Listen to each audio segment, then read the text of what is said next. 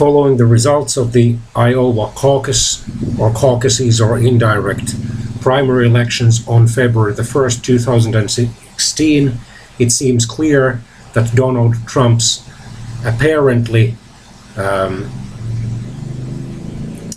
increasing popularity has been halted, and that it is no longer by any means certain that he will actually become the Republican presidential candidate. Although Senator Ted Cruz's eligibility for the US presidency is still contested by some of his critics, including Mr. Trump, and although Senator Cruz only defeated Mr. Trump by 4%, 28% to 24%. On the Democratic side, the results showed a virtual dead heat between the perceived frontrunner, former First Lady and former US Senator of New York, Hillary Clinton, and current Vermont Senator Bernie Sanders.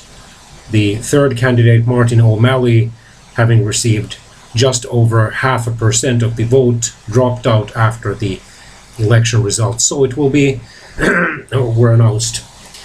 So it will be interesting to see who the nominees will be. It seems that in both major US political parties there will be a hard struggle. Much will depend on the primaries of February, March, and April.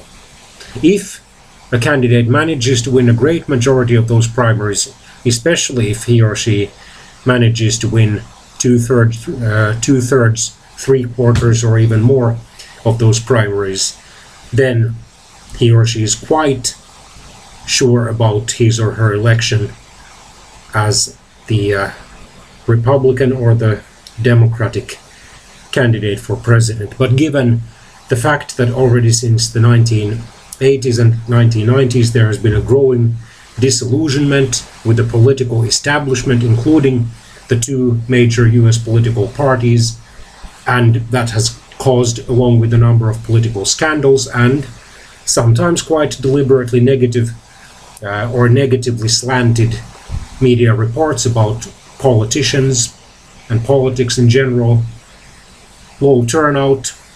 So it will be interesting to see, given the increasingly critical, disappointed and cynical electorate in the United States, who the next president will be, and can he or she claim to have a mandate to govern the United States from January 2017 to January 2021. So let's stay tuned.